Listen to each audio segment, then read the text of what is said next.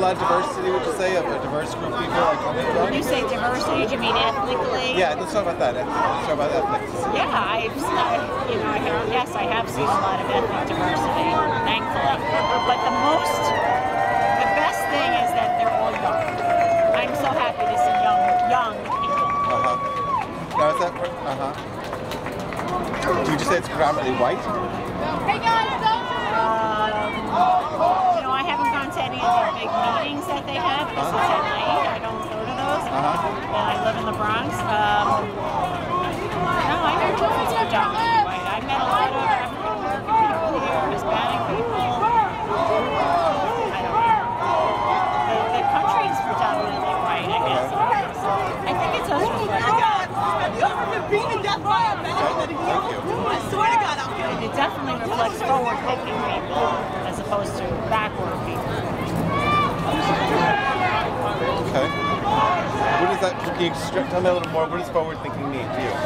Forward-thinking means that, like when you say things like a better world is possible, that people actually can think of what a better world collectively would be, not just what a better world for me and my family is.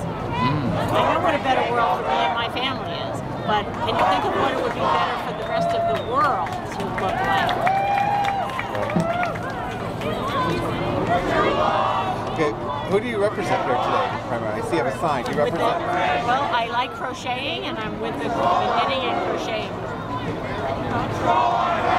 And where's that group based? Well, we've been over here. We've been in front of that one Liberty Plaza before the eviction. We were sitting outside. So you're representing knitting and crocheters today? Why not? Yeah, great. Yeah, great.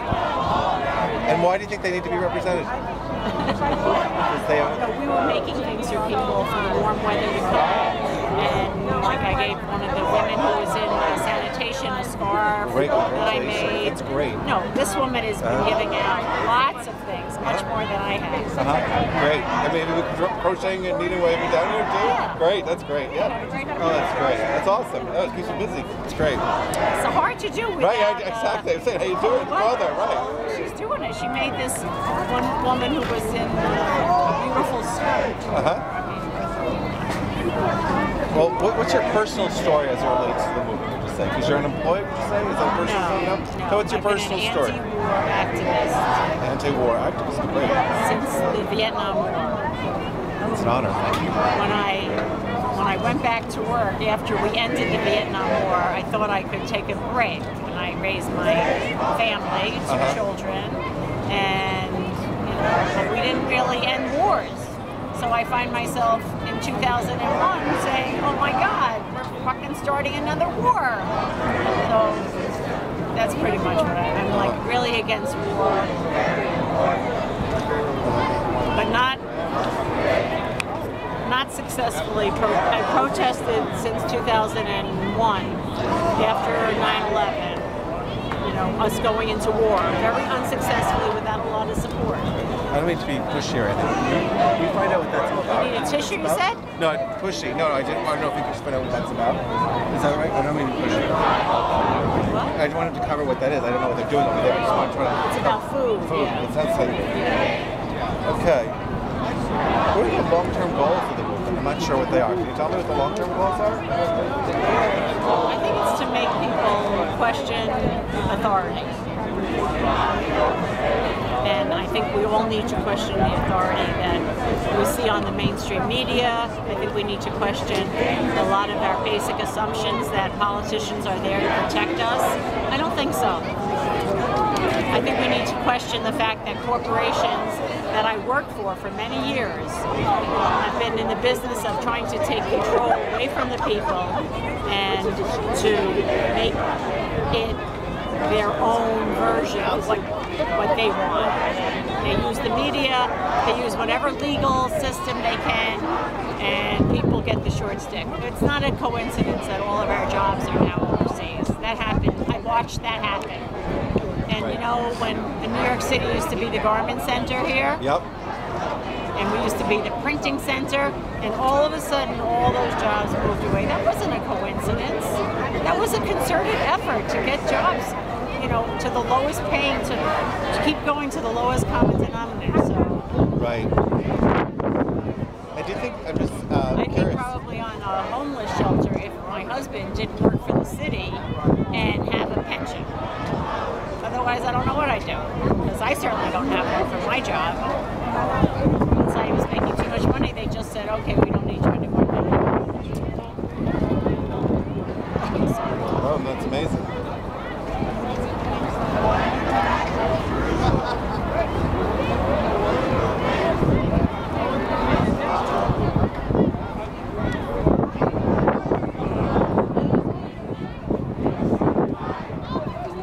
So I kind of answered this, but what do you plan to accomplish while being here? It's to bring awareness in the area? Yes, to bring awareness for my own peace of mind that I feel like I'm doing something, not just kind of looking and saying there's not much we can do. I would like to work on some legislation that gets the money out of politics, gets elections to be fair and not, rigged, to be able to have sustainable lifestyles for people, like good food, so we don't have genetically manufactured food winding up in our stores. Right. And I would like people to be able to make sane choices and be able to have all the options open to them without being told what to do. I don't want to force my beliefs down anyone else's throat, and I don't want them to force it down my throat. That's great.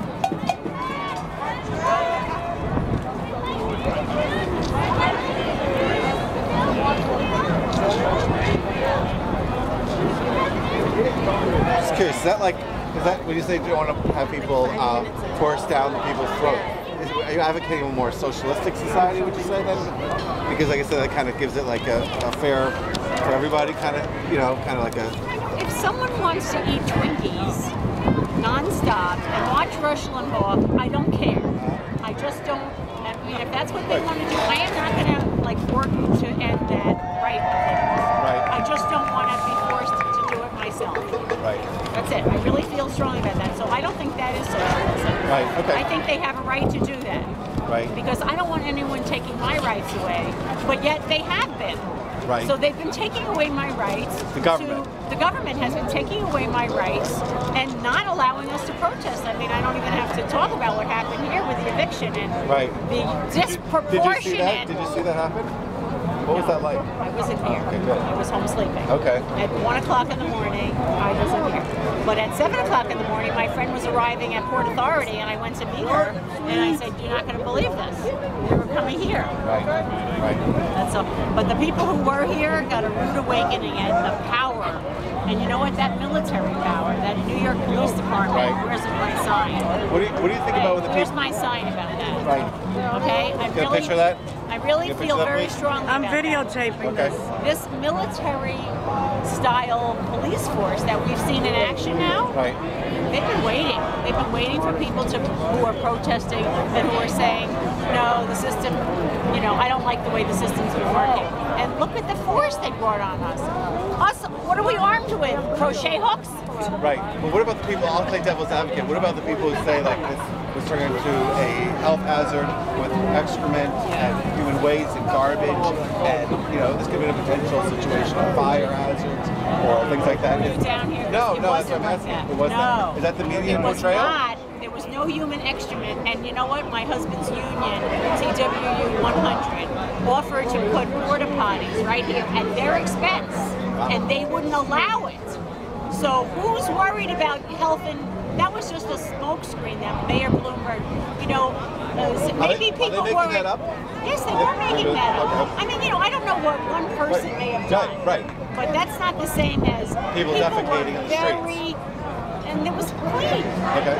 I'm not saying we need to have a village here, Right. but you're lying about what's going on in Afghanistan, in Iraq, and Liberty Square. Right. You're lying about it. Did they say anything about Tahrir Square, that it wasn't healthy? Right. That the people were didn't have a place to go to the bathroom? No, I didn't hear anything in the media about Tahrir Square. We supported the uprising there, but when it's in our own backyard, we're not supporting it. Was there a lot of garbage here that could cause garbage? The day that they threatened to close it down, there were people cleaning. There was a cleaning squad. There is a cleaning squad. There was. Before there was a very effective cleaning squad. They were actually washing the stone. And I might add, all those right there, those beautiful mums in a very organized way. No one bothered them. That was clean and perfect. So what I'm hearing is a lot of myth-making in the media that said excrement, even garbage waste. This was a toxic waste dump almost waiting to happen. But Mayor Bloomberg should look around the city. I live in the Bronx. In order to get to the subway, I have to walk down the stairs. On either side of it, people throw garbage. Where's the Department of Sanitation to clean that up? Amen, sister. I hate how filthy, filthy the subways are when I come down here. Here if Mayor Bloomberg is concerned about sanitation. I was down here 52 days in a row, and it couldn't have been cleaner. But you go in a subway anywhere around here and it's filthy and it smells. And I'm not saying that it's the people's fault, but you know, things blow around, so you have to clean it. And maybe we should have more people working at those jobs. Where were people going to the bathrooms? Where bathrooms? McDonald's. I was going to the church. And they were welcoming that? They're okay with it? Okay. Because also the media has portrayed that, like I said, that it was destroying businesses. This is Bloomberg's idea. Because you know what? It doesn't meet his billionaire sense of cleanliness, you know? Maybe we could be invited to his townhouse for tea, but it was certainly not, it was not dirty. And you know what? I like a clean house. I really do. I don't want to have cockroaches and all that. So I'm not saying that if that was the case, it shouldn't have been changed. He did it to just destroy the movement, or to think he's going to destroy it. But he's obviously not going to destroy it, because you saw the rally on Thursday was bigger than it could have been possible. Right. I think this is my next question to kind of follow. You kind of answered it.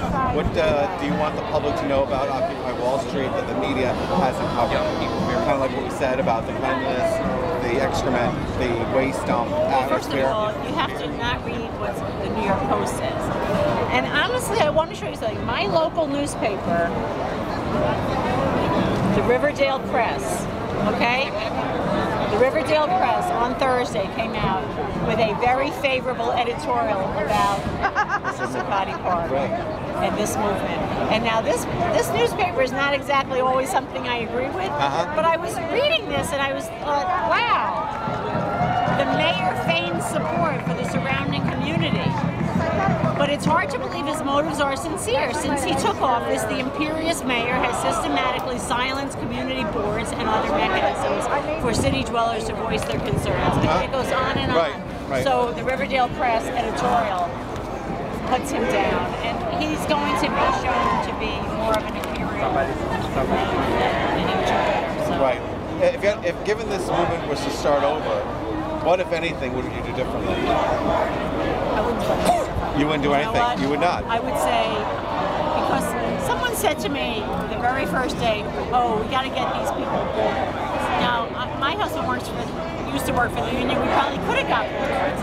But you know what? The people's mic that they had was terrific, because the people's mic allowed people to have input, to have voice, and it made everyone more connected. And where is that now? The people's mic? Yeah. They're doing it right now, right there. When people talk and then they repeat themselves. Oh, that's okay. That's called the people's mic. Thank you for educating me. Thank you. Does this movement have any community rules, norms, or values? Question authority. Question authority. And I don't know. I think it's also, I'm no better than you. You're no worse than me. We're all in this together. We are the 99%. The 1%